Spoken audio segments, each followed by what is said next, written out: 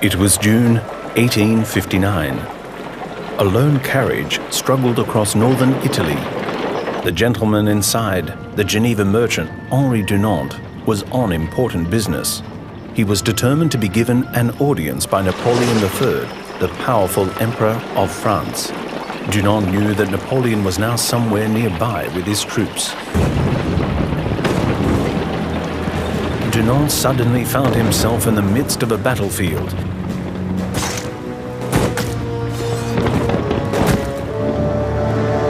Dunant was horrified.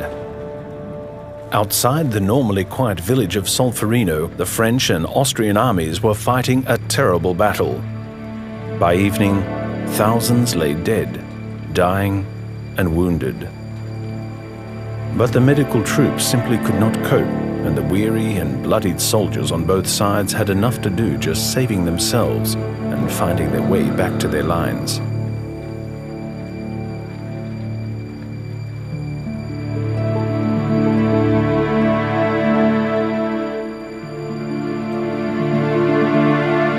Dunant forgot all else. Help was crucially needed. Resolutely, he set up a makeshift hospital in a church in the village, where the dying and wounded could receive attention and care in peace and quiet. He was joined by the villagers, the women, the elderly, who tried to help as best they could. They treated the French and Austrians alike, even taking care to record and send their last goodbyes to loved ones. Day and night they worked tirelessly, nursing the victims. Dunant finally returned to Switzerland, but he could not forget. His book, A Memory of Solferino, was published in 1862. Dunant proposed the establishment in every country of a neutral, independent body of helpers who could provide protection and care for the wounded in case of war, regardless of side. The idea was revolutionary and had found willing ears.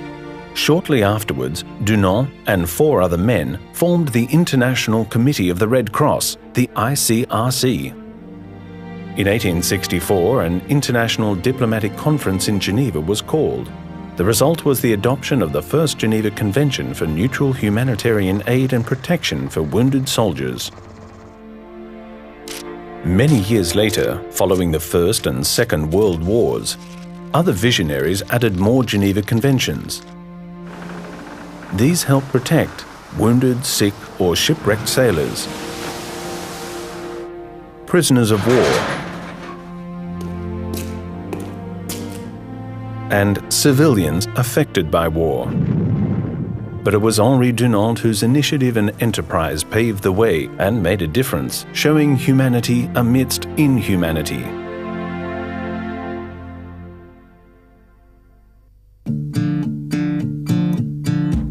There are now nearly 200 states signatory to the Geneva Conventions, a core part of international humanitarian law, or IHL. It is still the ICRC that guards the conventions, gains backing for IHL, and strives to protect the lives and dignity of victims of armed conflict without discrimination. Not only wounded and sick soldiers, but also prisoners of war and other detainees who are visited repeatedly and for whom the ICRC engages in ongoing dialogue. The ICRC tries to persuade authorities to guarantee and uphold respect for their safety and dignity. Not only civilians directly affected by armed conflict, but also men, women, and children deprived of basic necessities as a result of war. Necessities such as water, food, healthcare, shelter, and clothing. The ICRC, with the help of national societies, also arranges contact between separated family members wherever able and tries to reunite them. Wherever possible, the ICRC is also on the spot to plead the cause of those affected by conflict to authorities, political leaders, and the military in order to help protect innocent lives, rights, and dignity.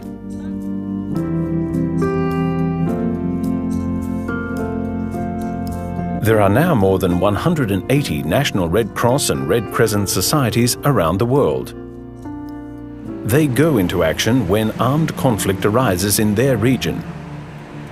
But they also run many other essential activities in peacetime to help the most vulnerable. Red Cross and Red Crescent national societies are active in 4 main areas: disaster response, disaster preparedness, healthcare and first aid in the community,